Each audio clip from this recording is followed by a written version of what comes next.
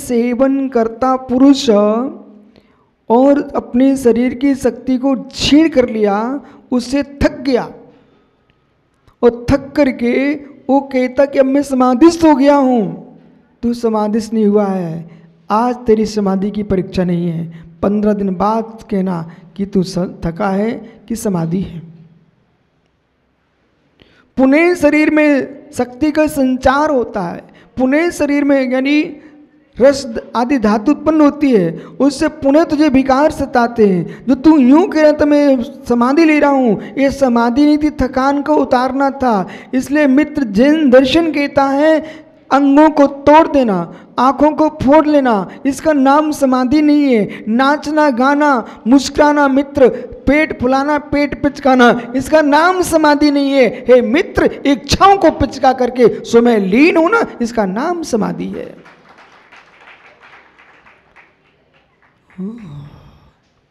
इच्छाओं को पिचकाओ, पेट मत पिचकाओ।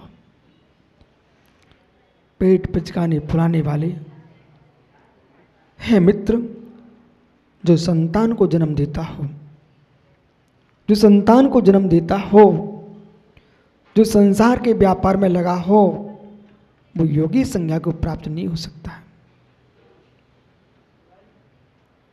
जो द्रव्य के अर्जन में जिसकी दृष्टि है, वो प्राणायाम व्यापार का केंद्र हो सकता है, पर मुमुक्षु के लिए प्राणायाम जो है, योग जो है, वो अनिवार्य अंग नहीं है। भोग का त्याग करना अनिवार्य अंग है। पुनः पुनः समझना, क्योंकि गुण विषय प्रारंभ हो रहा है। हे मित्र, एक योगी के लिए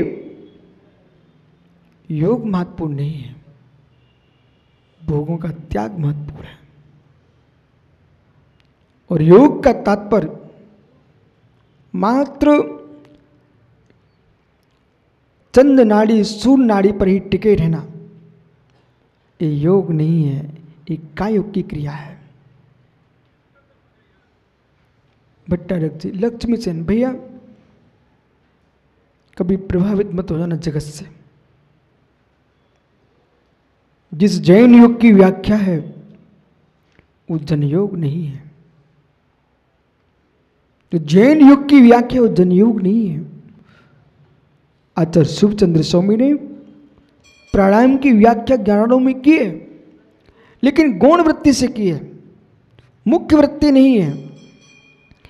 क्योंकि बहुत गहरे में जाना, हम जो है आपको पुद्गल से दूर रखना चाह रहे हैं, हम जो है आपको आत्मस्थ करना चाह रहे हैं। आखिर में प्रदीप भैया आपने क्या किया? आप सोचो मैं इंदौर छोड़ के आया हूं, इंदौर छोड़ के नहीं आए हो, इंदौर भरने के लिए आए हो। कोई यूं कहता कि प्रदीप कासलीवाल इंदौर छोड़ के हैदराबाद आए हैं।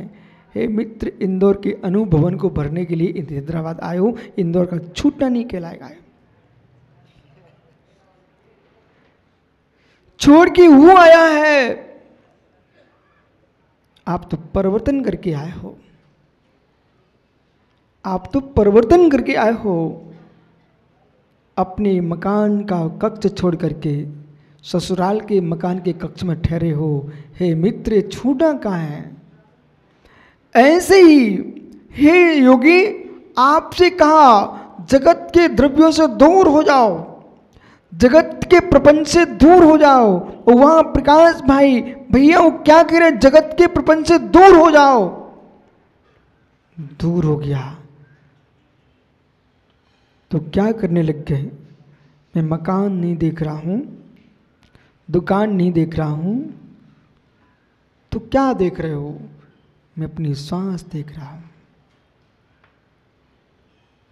सांसों को देखो, सांसों को जानो।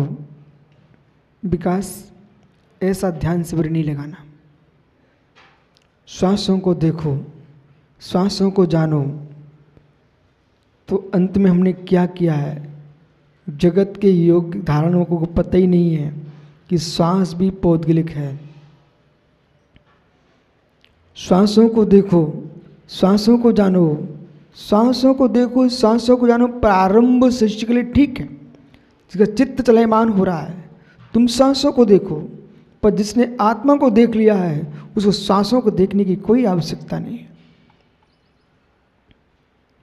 स्थानांतरण किया आपने। जो चित्त तुम्हारा मकान दुकान में था, खेती बाड़ी में था, वो चित्त तुम्हारा श्वासों पर टिक गया है।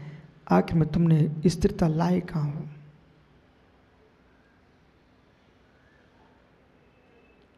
अनुभव करो आप, देखो श्वास चल रही कि नहीं आपकी। अभी आप शांत होते हो, श्वास चल रही कि नहीं आपकी? श्वासों को रोक लो, श्वासों को रोक लो। ये उपक्रम क्यों? श्वासों को मत रोको, इच्छाओं को रोक लो, शांत हो जाओ। जितना पुरुष शांत होगा, मन शांत होगा, उसकी श्वासें सहज शांत हो जाएंगी। जिसके मन में जितना गहरा विकार होगा, गहरी कषाय होगी, आहार भय मिथुन परिग्रह, चार संज्ञा जिसकी जितनी तीव्र होगी, उसकी श्वास उतनी अधिक निकलेगी। आपको विश्वास न हो तो अभी प्रयोग करके देख लो। जिसकी संज्ञा द्रुत है उसकी श्वासों की गति द्रुत होगी।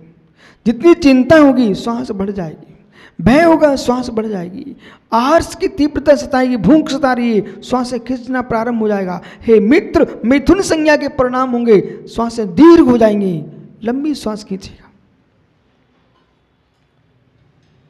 चतुर्दशी अष्टमी के एकासन उपास का यही रहस्य है। चंद्रकला, समुद्र के ज्वार भाटे और मानव का चित्त का ज्वार भाटा, ये तीन एक साथ चलते हैं।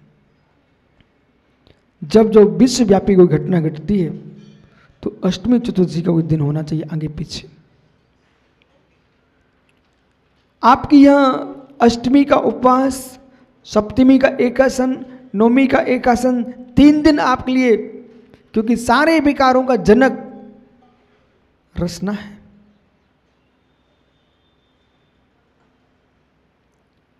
आज अपने अंतर के बहुत सारे भ्रम निकाल देना। कुछ लोग यूं कहते खाने पीने छोड़ने से क्या लाभ, मन पवित्र रखो। तुमको पता ही नहीं है खाने पीने के जो भाव है यही मन की अपवित्रता है। कुछ लोगों का क्या कहना है, जो ऊपरी ऊपरी अध्यात्म की भाषा बोलते हैं, विकास उनका भाषा चेंज हो गई है। बोले खाने पीने से क्या मतलब, मन अच्छा रखो। अभी आप विशिष्ट ज्ञान में प्रविष्ट नहीं हुए हो। खाने पीने में बहुत कुछ रखा है, बिना मन की इच्छा से तुमने खाया कैसे? क्या असंगी हो?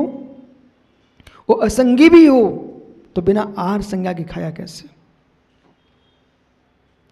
बिना लोभ कसा के खाया कैसे? बिना असाता के उदीर्ण के खाया कैसे? आप ऐसा कहो कि मकड़ी जाल बुन रही है, प्रवीण भाई इधर उधर गए तो विषय नहीं समझ में आएगा। ऐसे लोक में अनेक अनेक मिथ्या तत्व की पूर्णता करने वाले लोग हुए हैं, जिन्होंने कह दिया सब सहज है, सब सहज है, और सहज योग की व्याख्या कर दी, जबकि सहज जो है इतना छोटा विषय नहीं है। बोले मकड़ी का जाल बुनना सहज है तो विशाल के चेहरे पर डाली मूछे आना सहज है। बोल दे बेटा, सहज है, ठीक है। एक उम्र आने पर तुम्हारे अंदर विकार उत्पन्न हो रहे हैं, वो भी कह दो सहज है, सहज है, बहुत बढ़िया। यानी भट्टा रख जी मेरे मित्र, एक छोटी सी बात मेरी आज मान लो। एनारपुरा तीर्थ की रक्षा जो कर रहे हो अच्छी बात है, पर युवा पीढ़ी के अंदर जैनत्व की रक्षा करो।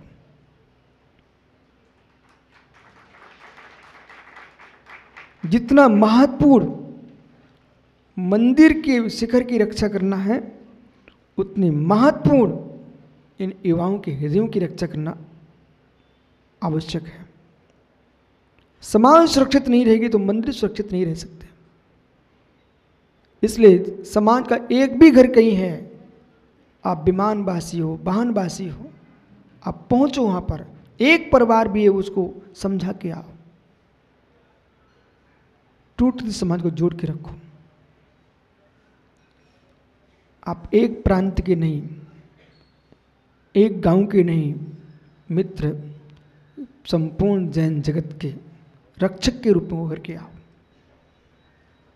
और रहस्य में किस बात का बता रहा हूं, आज छोटी छोटी पुस्तकें हर वाहन पर, हर गाड़ी में, विमान में पढ़ने को मिल जाती हैं। और ये बालक जो हैं, इनको गुण विद्या का ज्ञान नहीं हो। बालक क्या, जिन शासन में 3 प्रकार के बालकों की व्याख्या की गई है, और 3 प्रकार के बालकों में खोज करना पड़ेगा कि तुम्हारा मंत्री भी बालक तो नहीं है। राजेश भैया, आप जो है धनुष विद्या चलाना जानते क्या? अपने आप को बालक क्यों नहीं स्वीकारते हो? हे मित्रों, 3 प्रकार के बालक होते हैं। राजेश भैया, आपने 10-5 उपास किए क्या? 5 कर लिए, अच्छा। हे ज्ञानी, आप मुनि बने क्या? ठीक है, नहीं बने। उम्रबाल, पहला बालक। उम्रबाल, पहला बालक। ज्ञान बाल, ये दूसरा बालक। तप बाल, ये तीसरा बालक। 3 प्रकार के बालक होते हैं, ज्ञानियों समझते जाना। उम्र बाल वो है जो शिशु है, उम्र बाल है। जो जीव, जैसे मैंने कहा राजेश पाटनी, क्या धनुष विद्या जानते हैं आप? उन्होंने कहा नहीं जानता हूं। हे मित्र, धनुष विद्या यदि आप सीखना चाहते हो तो आप बालक कहलाओगे, इस विद्या के आप बाल हो। और धनुष विद्या जानता है पर गणित शास्त्र नहीं जानता है तो गणित शास्त्र में वो बाल है। गणित शास्त्र का ज्ञाता है पर छंद व्याकरण नहीं जानता है तो बालक है। छंद व्याकरण जानता है पर न्याय शास्त्र का ज्ञानी नहीं है तो न्याय शास्त्र की अपेक्षा से वो बालक है। न्याय शास्त्र का ज्ञाता है पर सामुद्रिक शास्त्र का ज्ञान नहीं है तो सामुद्र शास्त्र के अपेक्षा वो बालक है। सामुद्र शास्त्र का ज्ञान है आपको लेकिन लोक विभाग का ज्ञान नहीं है, लोक विभाग की दृष्टि से वो बालक है। लोक विभाग को जानता है, वास्तु विद्या को नहीं जानता है, वास्तु विद्या में जो बालक है। वास्तु विद्या को जानता है, लोक विभाग को जानता है पर आत्मा को बिल्कुल नहीं जानता, वो महाबालक है। अध्यात्म शास्त्र के ज्ञान से बाल है। इसलिए कभी ये मत कहना हाथी साह कि मेरे बाल सफेद हो गए, मैं तो बूढ़ा हो चुका हूं। हे मित्र, एक क्षण में मैं आपको बालक बना दूंगा।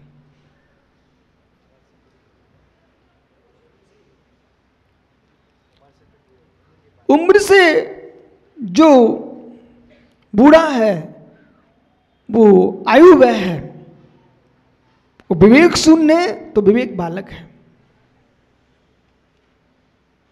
उम्र से वृद्ध है, 80 साल का हो चुका है एक पुरुष, सिर हिलने लग गया है परंतु जगत की नारियों को देखने का त्याग अभी तक नहीं कर पाया है, वो यानी विषयों में युवा है। हे मित्र, शरीर युवा हो तो कोई विकल्प मत करना, शरीर किशोर हो कोई विकल्प मत करना, पर वासनाएं बूढ़ी हो जाए तो तेरा कल्याण हो जाएगा। वो शरीर बूढ़े हो चुके हैं, इच्छाएं युवा हैं, इच्छाएं युवा हैं। अध्यक्ष जी, उस बूढ़े को बूढ़ा कह मत देना। घोड़ा बूढ़ा नहीं होता, मनुष्य बूढ़ा नहीं होता।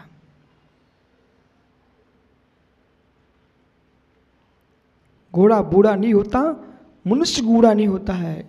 इनके अंतरंग में विषय कैसा सताते हैं, वे बूढ़े नहीं हो पाए हैं। यदि 8 वर्ष का अंतर मुहूर्त का बालक जैनेश्वरी दीक्षा लेने चल दिया है, हे मित्र, वो बूढ़ा है, वो बूढ़ा है। विशाल उन किशोरों से मिलना, उन युवाओं से मिलना। एक और वे बच्चे हैं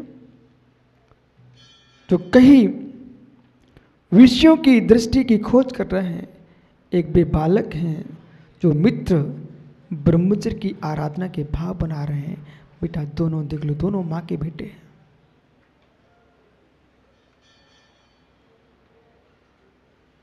धन्यो जनक जननी, धन्यो जी के परिणाम जो कलयुग में ऐसे खोटे काल में भी महावीर की मुद्रा की ओर भाव बनाते हो। चल भैया, मैं क्या कह रहा हूं,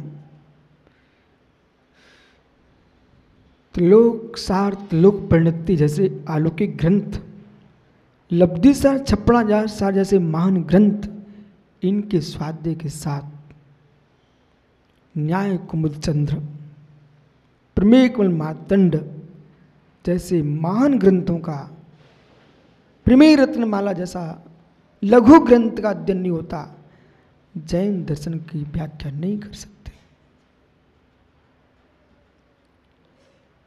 भाई विशाल से पूछा सुब्रत सागर, वो कह रहा मेरी दाढ़ी सहज आ गई, सहज आ गई उसकी दाढ़ी। तो मकड़ी ने जाल बुला, बोले सहज बुन दिया। फिर धीरे से पूछा छावड़ा चुपके क्यों बैठा है?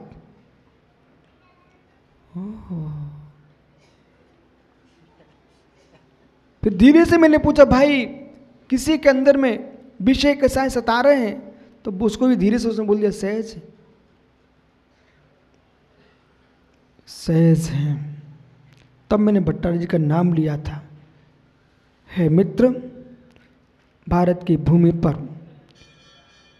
तत्व की प्रूपणा करने के चले, तत्व नहीं समझ करके प्रूपणा कर बैठे हमारी युवा पीढ़ी को मित्र जैन दर्शन से, जैन दर्शन से, वैदिक दर्शन से, बौद्ध दर्शन से दूर हटा करके चारवाक में पटक के चले गए।